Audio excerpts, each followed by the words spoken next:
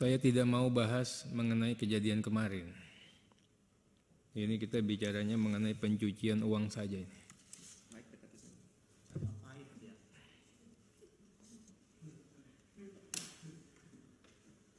Pencucian uang pasal 1 ayat 1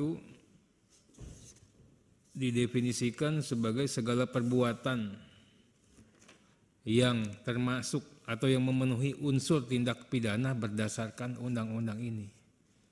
Definisinya nggak jelas ini, Bu Dokter. Kalau orang awam nggak jelas, Pak. Kasihan ini. Saya aja anggota DPR juga masih bingung bacanya, Pak.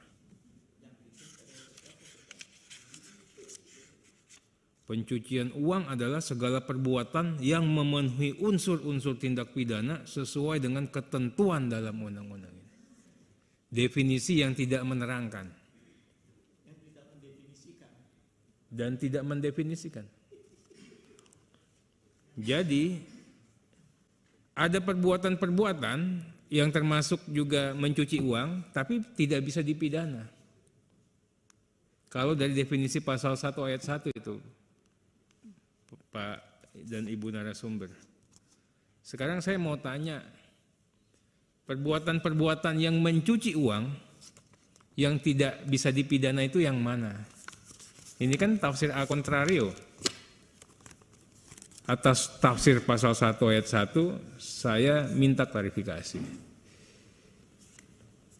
Kemudian pasal 1 ayat 5, transaksi keuangan mencurigakan. Tapi pasal 1 ayat 1 sepakat ya, ada pencuci uang tapi tidak dipidana.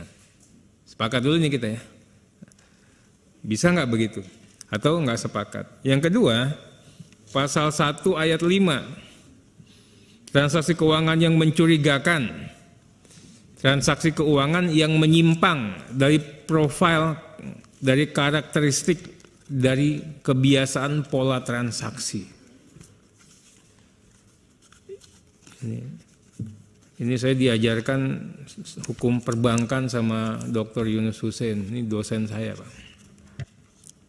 Nah, kalau untuk menilai ini, siapa yang menilai profil, karakter, kebiasaan pola transaksi? PPATK. Atas penilaian PPATK boleh tidak di-challenge minimal oleh pihak yang sedang terperiksa. Oh, boleh. Di pasal yang mana? Saya nggak melihat.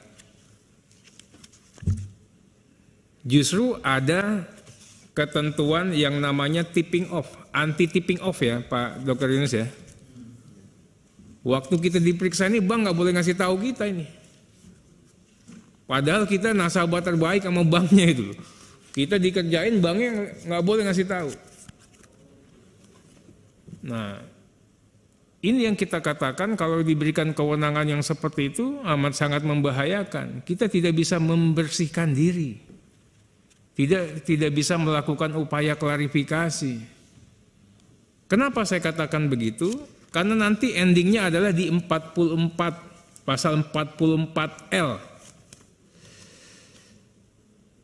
Perdebatan itu berakhir pada saat menyerahkan hasil itu kepada penyidik.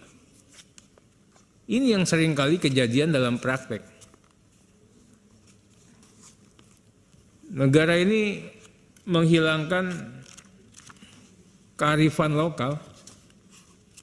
Bagaimana musyawarah untuk mufakat, bagaimana nanti kok musyawarah bukan kita turunkan lagi atau kita naikkan lagi.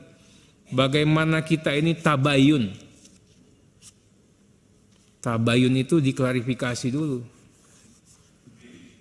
Klarifikasi, ini benar enggak transaksinya transaksi apa? Oh, kenapa nariknya sekian?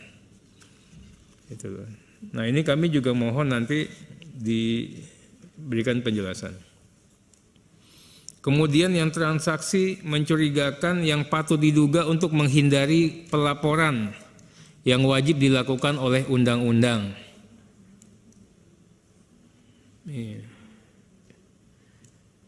Ini seperti apa? Nanti saya ingin tanyakan juga, jangan-jangan nanti misalnya untuk menghindari kewajiban perpajakan masuk ke sini ya Pak Dokter ya. Nah itu Pak, dijelaskan Pak. Karena takut pajaknya progresif, namanya nama orang. Itu loh. Ini masuk ini enggak? Ini Pak Dokter nanti kami dikayakan lagi dan publik dikayakan. Kemudian yang dilakukan atau batal dilakukan. Ini transaksi yang dilakukan atau transaksi yang batal dilakukan itu maksudnya seperti apa Pak? Dikasih gambaran. Kemudian transaksi keuangan yang diminta oleh PPATK untuk dilaporkan oleh pihak pelapor. Ini yang poin D. Ini dasarnya apa? Dasarnya apakah orang bisa melaporkan ke PPATK? Apakah orang melaporkan ke polisi? Polisi minta permohonan informasi atau apa? Karena ini semua nih nilainya komersial ini. Kalau Bu Dokter Yanti kan praktisi betul, dia tahu nih. Ini duit semua, ngelaporin bisa diduitin ya Bu ya. Ini juga begini.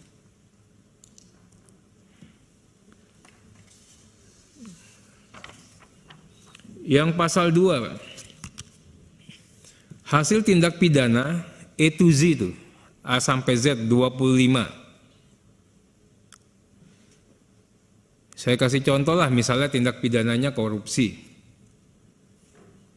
Itu tindak pidana korupsi. Ini kalau memang di bawah kesadaran penuh atau patut diduga ini uang korup. Misalnya tadi Pak Dokter mengatakan 2M. 2M itu dicuci lah. Namanya nyuci itu dari 2M bisa jadi 6M. Bisa jadi kurang dari 2M.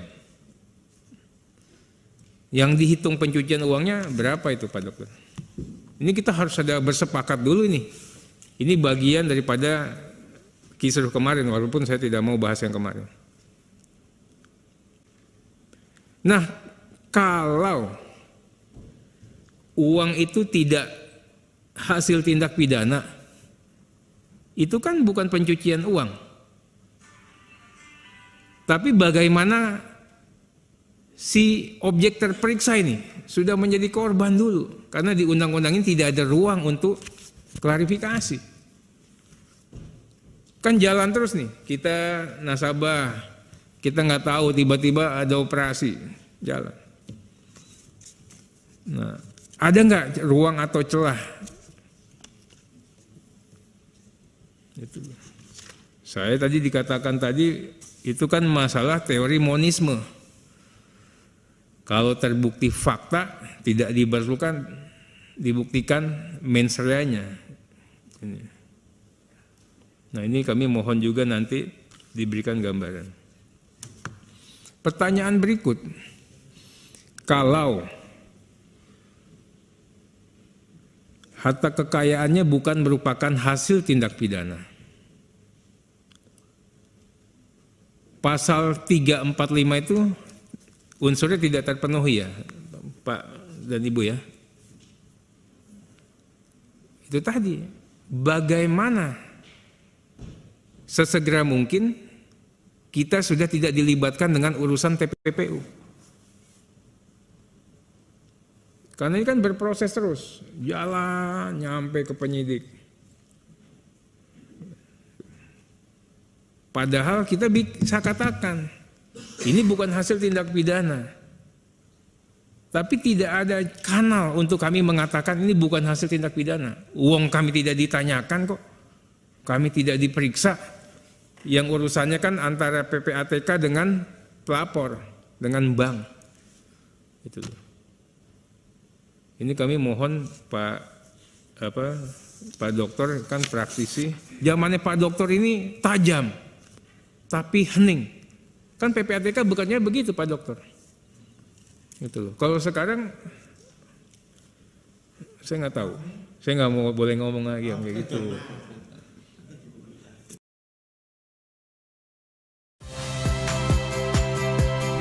Saya Rahmat Ibrahim. Saksikan program-program Kompas TV melalui siaran digital, pay TV, dan media streaming lainnya. Kompas TV, independen, terpercaya.